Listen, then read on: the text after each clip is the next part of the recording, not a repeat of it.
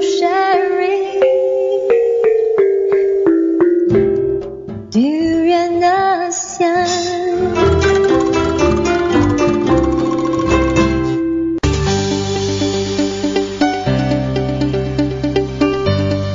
ASEAN Dailies. First and foremost news from Southeast Asia.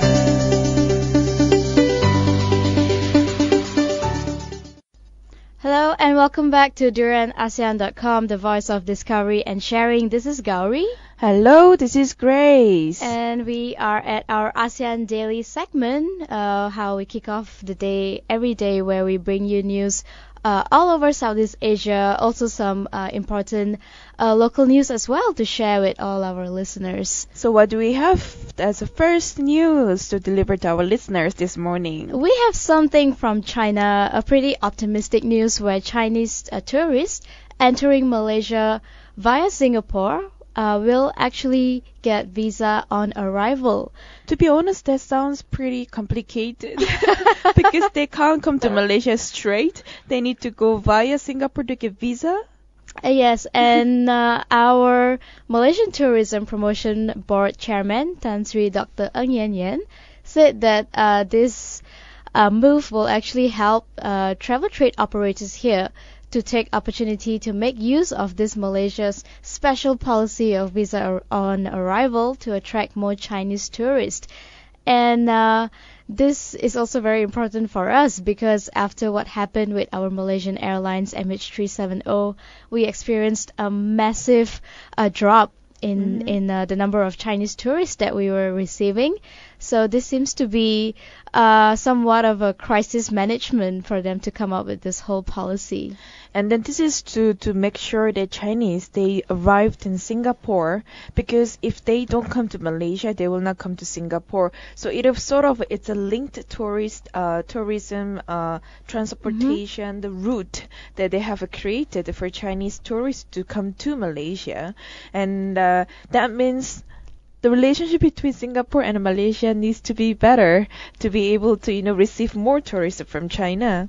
And that's true. Singapore is actually very close to us, and we're not only are we really close, we're also very, very similar. As much as we like to deny it and disassociate ourselves from Singaporeans, culturally we are very similar. We even speak the same broken English, if yeah. I may. And not many countries actually have that sort of relationship going on. It's kind of like a love-hate relationship happening between Malaysia and Singapore. And I think Ng Yen Yen also said that she hopes that this policy will also bring these two countries closer to each other, because we are sort of dependent, like you mentioned earlier. When somebody goes to Singapore, it's very, very likely for them to go to Malaysia as well. And when somebody is in Malaysia, especially in the southern part, it's very likely for them to go over to Singapore. And Singapore itself has a lot to offer. They have the Universal Studios, which is something that is so attractive in this region that other Southeast Asian countries don't really have. So, and she says to address this issue, she will actually go on a tour and see how are people reacting to this new policy, and hopefully it will build up the consumers' confidence in Malaysia again. And this is, I would say, it's also quite a strange route. As much as Singapore and Malaysia are very close together, if tourists, just think about it, if tourists come to Singapore first and then they want to go to Malaysia via Singapore, and then they will realize in terms of a living cost and how Singapore is way more expensive than Malaysia. It will bring a little bit of negativity in terms of a comparison between these two countries. So it could be quite tricky at the same time having this route via Singapore to Malaysia from China. But definitely this is a way to attract more tourists from China.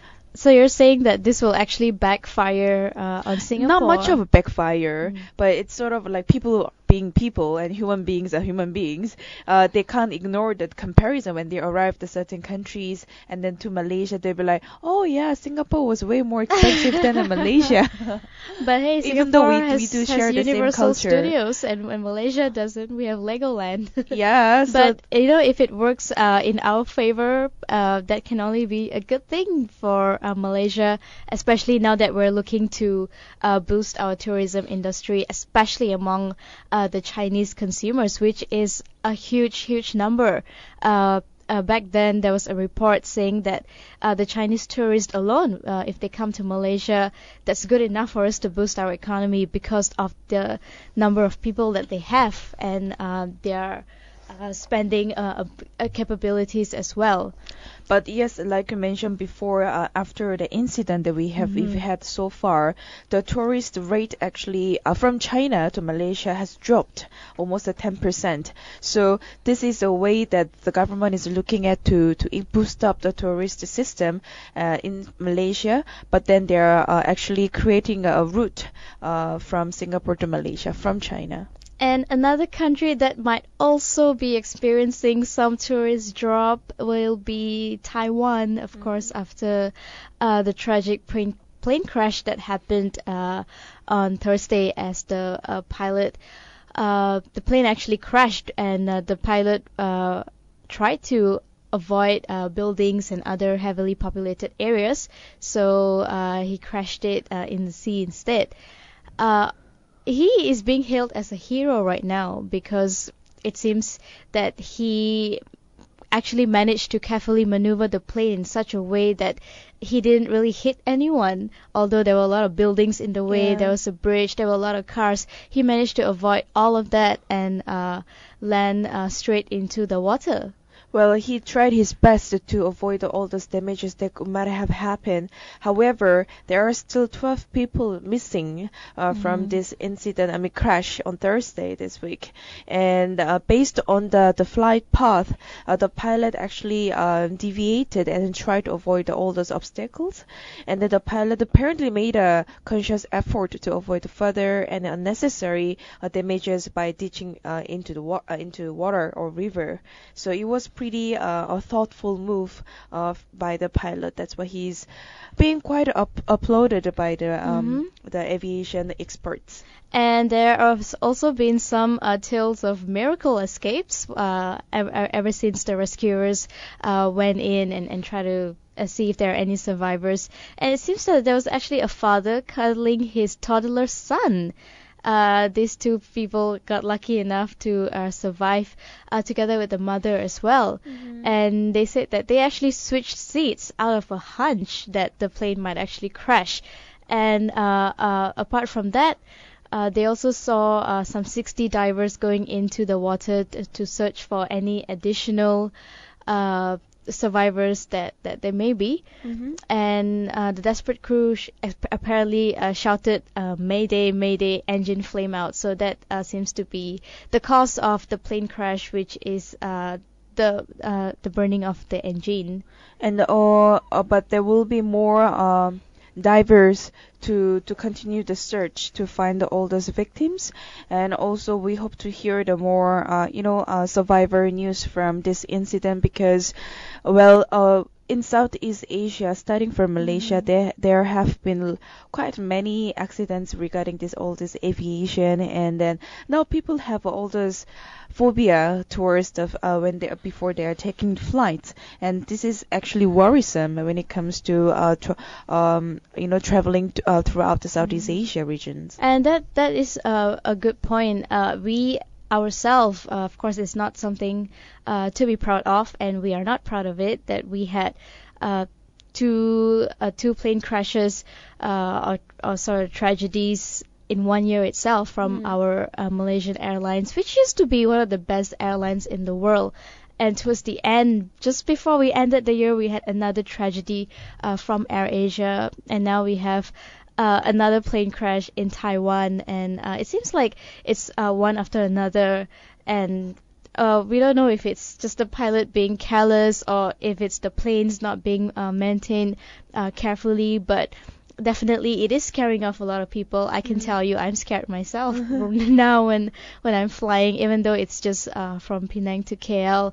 And if they don't do something about this, or try to maybe service their planes more often, try to instill the confidence back in the consumers, they'll probably see a drop as well in the number of people actually resorting to flying. And also at the same time, what all this aviation department they can do about all this incident is like when we on board, there is a sort of like instructions before the plane is taken off, but we need to have a sort of like a proper policies before, if something happens, what can passengers do? They have all this instruction with the brochures and the pictures and the explanation, but how many people actually do pay attention to all of that? Yeah, so there should be a different approach to all those flights and also the passengers on the flight as well. And it will be more helpful as well because, like you mentioned, not a lot of people actually pay attention to the stewardess standing there or reading the safety information on the booklet or whatever. And for people to know that what they can actually do in the event, if the pilot calls out Mayday, Mayday, what do you do? What's your response? Or what's the procedure that happens? So that could be a very good measure as well to help people. And we're about to go for a short break.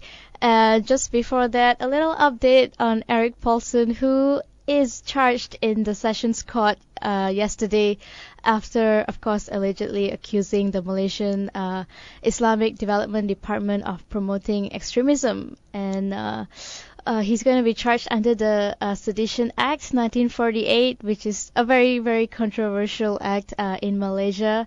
So we're still waiting for updates on that one, and of course we will get back to our listeners on that. So we will be back after the break.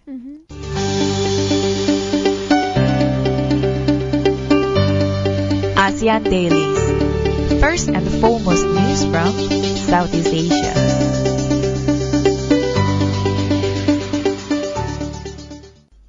Hello and welcome back to Duran ASEAN, the voice of discovery and sharing. This is Gowri. Hi, welcome back. This is Grace. And we are back on our ASEAN Daily for this Friday morning, where we bring you more news from all over Southeast Asia. And we are moving on to Myanmar now, where they have at least 20 people killed in clashes between the Myanmar army and the rebels. And then there was a pretty much heavy fighting between Myanmar soldiers and the ethnic insurgents, which has killed at least 20 people nearby this northeastern border with China. And then the government and organization representing the rebel group said, which was just yesterday. And of course, there are a lot of these rebel groups that in Myanmar, and they have been fighting the central government, not just for a few years, but this has been happening since 1948 actually. And the government actually said on a lot of occasions that they have spoken to these rebel groups and tried to call for ceasefires. And apparently the rebel group was supposed to have agreed, but it is still ongoing in a lot of places in Myanmar. And in fact, even the Information Ministry said on its Facebook page that 9 soldiers and 11 rebels were killed. And this has been happening since Monday in the northern Shan and Kachin states. So what happened was the United Nationalities Federal Council, UNFC, that represents 11 ethnic rebel groups. And the latest fighting actually broke out after UNFC sent a letter to the President Thein Sein asking the government to sign the agreement to work towards the federal union. And of course, he said that this could either delay or derail the process. And they are trying to sign this federalism agreement on 12th of February, which I will actually mark the day in 1947 where the National Army and the ethnic leaders agreed to create sort of like a federation upon independence from Britain. So this is supposed to mark the day that the British actually left and they had the country for themselves.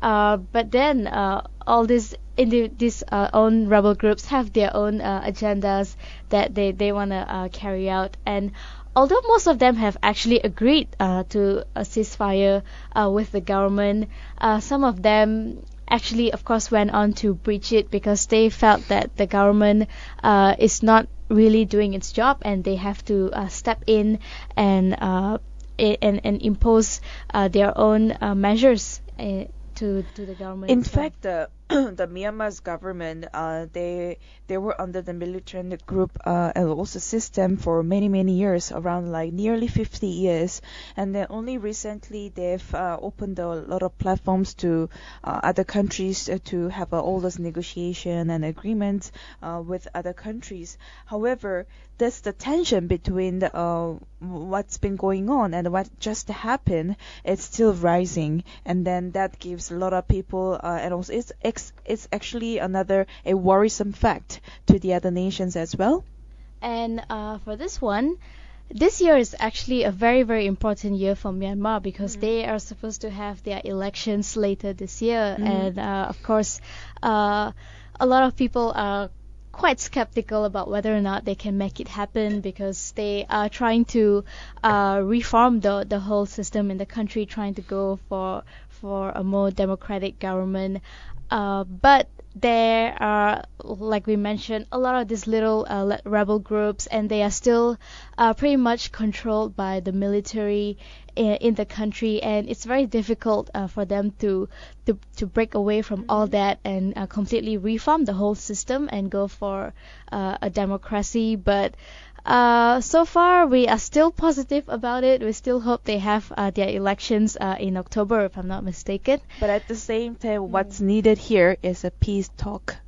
It's a peace talk. Yes, to be able to come up with the right solution to Myanmar, the nation itself. But could it really work with the government? They've already called for a ceasefire, and these people are supposed to have agreed, but now they are going back on their words and are still having clashes with the army itself. Could a peace talk actually work with whether rebel it can groups? be worked or not? Otherwise, there is no other solution. It will just be like in a hamster, just going on the same cycle over and over again, and then the tension in the nation will be just maintained forever. That is a very interesting metaphor from Grace about the hamster. Still, we hope that, of course, Myanmar will achieve the democracy that they have been longing for. They have been trying to do away with the military rule for a very long time. But it's really hard, isn't it, when something has become such a part of the country, a part of, I would say, even a part of their culture, to have the military present and to make most of the decisions. For them to reform this whole thing in 1 year, it might be a bit difficult, but we'll have to see if they can actually achieve that, such a drastic change in the country itself. And then also not to forget federalism has emerged as a sticking point in the negotiation because rebel group they want greater autonomy, and also while the military has long stressed the need for the strong and also centralized government, so these two different ideas always do clash in the nation. And moving on to Indonesia, we have Jokowi coming over on his first bilateral trip, and it seems he has arrived in Malaysia for his bilateral trip abroad. And these two sides are hoping to discuss a whole range of issues, of course, the maritime borders, and most importantly, the treatment of Indonesian migrant workers in Malaysia. And what's better news to add on top of that is Joko Widodo is actually willing to help Malaysia to in terms of because we are already a chairman of ASEAN, and so he wants to help and boost up in terms of ASEAN what do you call that, the step forward movement as well. But this one, he actually landed in KL, and while of course Prime Minister Najib Razak is hosting this, and some of the issues that they were discussing, like I mentioned earlier, they will be touching on the maritime borders, they'll be touching on the Indonesian migrant workers, And other than that, they will also be discussing trade, economic, and security issues in this region. And Joko Widodo is also set to visit a Malaysian national car manufacturer, which is of course our very own Proton, saying that they are actually going to use that as the platform to launch their ASEAN car.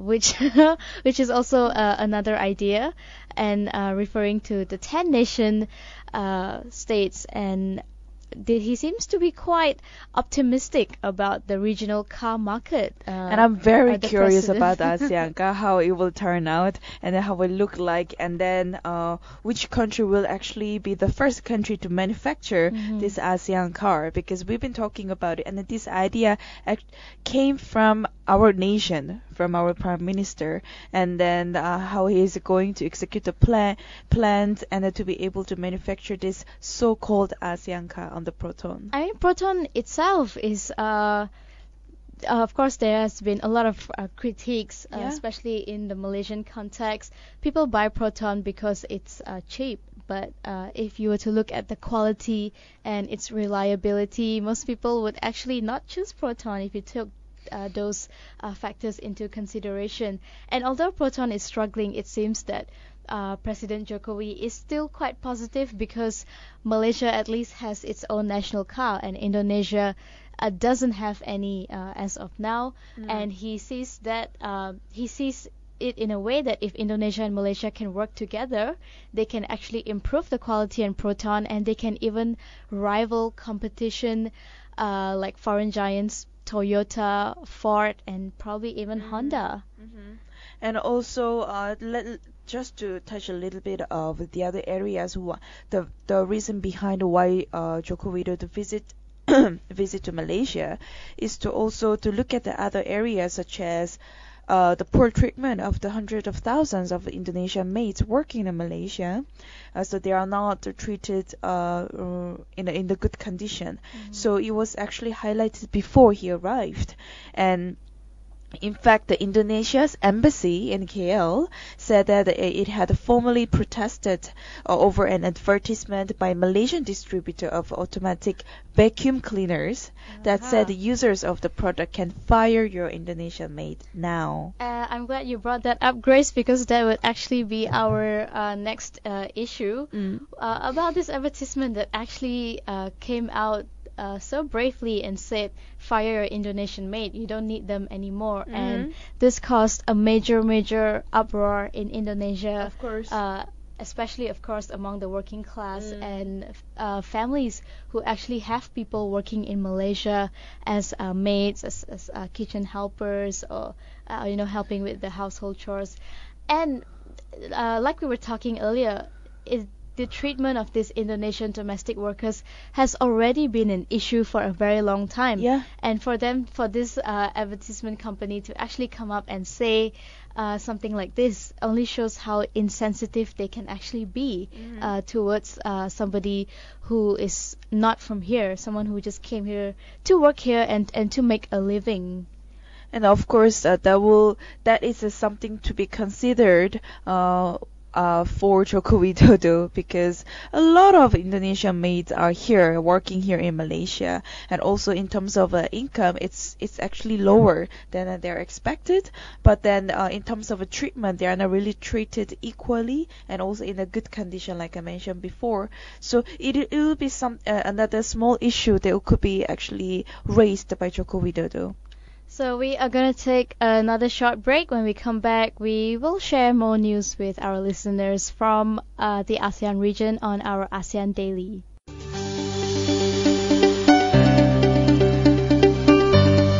ASEAN Dailies. First and foremost news from Southeast Asia.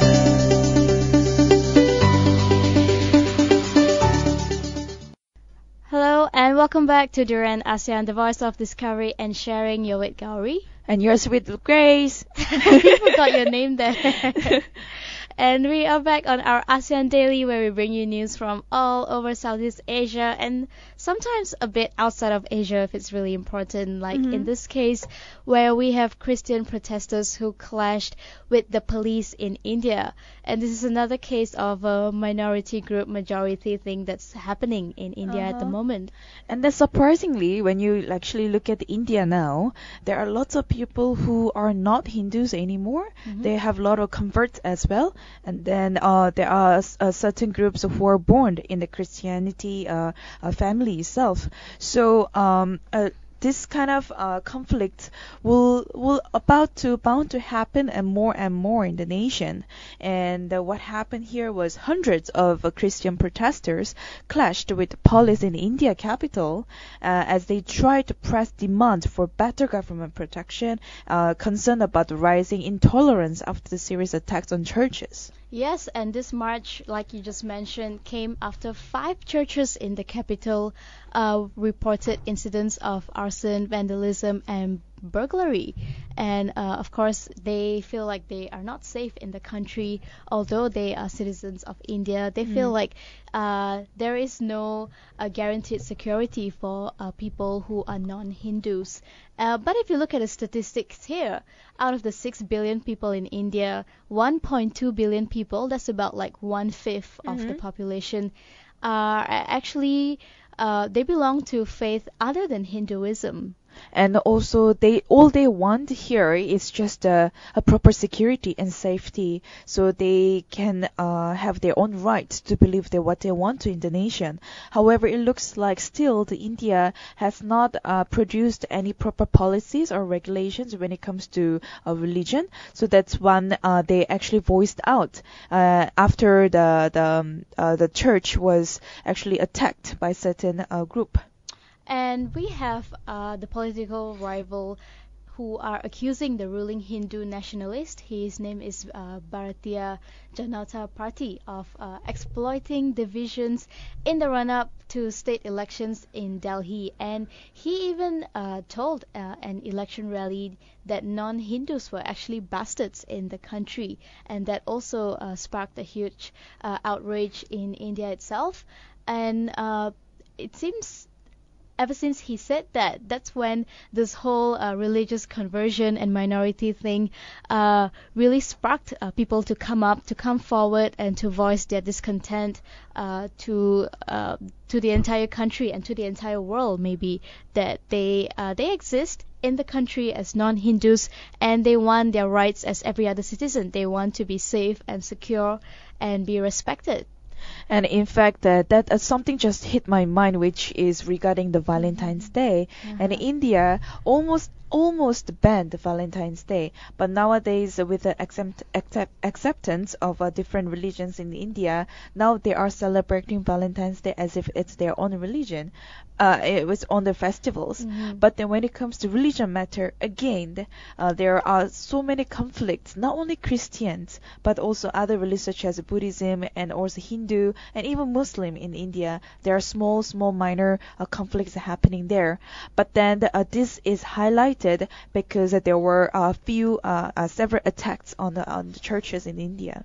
It's always tricky when it comes to the battle between the majority population in the country as well as the minority. This is where the government has to look into these minority groups and make sure that they come up with policies that protects these people, protects them from being whether insulted or being disrespected in the country, because at the end of the day, it's not only about how you treat the majority population in your country, it's also about how you care for these little minority groups in the country. That shows how capable the government really is.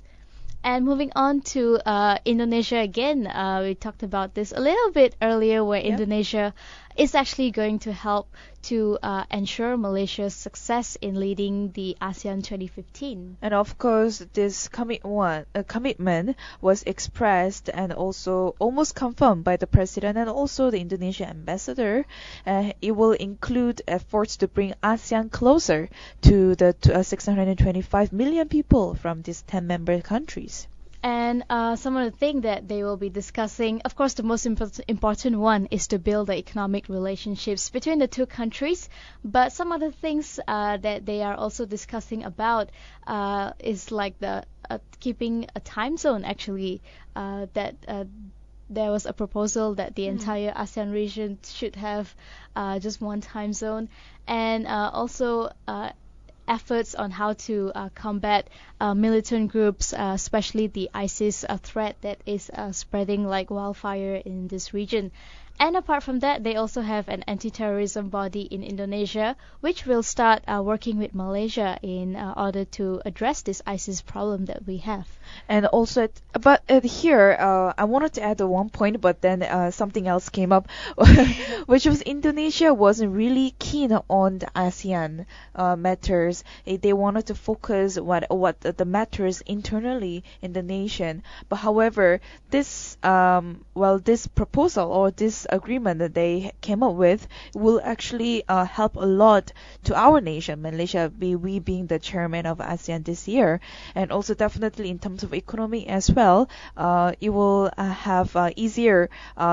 will be easier to build the economy in the ASEAN region if the relation between these the member countries are maintained in a good condition. So Indonesia has said that we will ensure Malaysia's success in leading ASEAN 2015, and we will actively participate and support the agenda drawn up by Malaysia.